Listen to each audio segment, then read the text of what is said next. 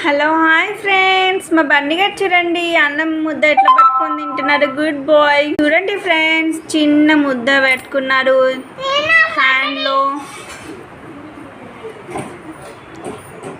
మెల్లిగా మెల్లిగా తింటున్నారు. నేను తినిపిస్తుంటే చూడండి, చెయ్యి ఎండిపోతుంది కానీ వాడు మాత్రం తినట్లేదు.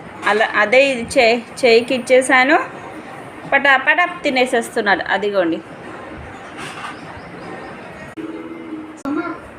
ఒక పాట పాడనా? పాడు. శృతి తప్పి తిట్టద్దు మరి. సరే.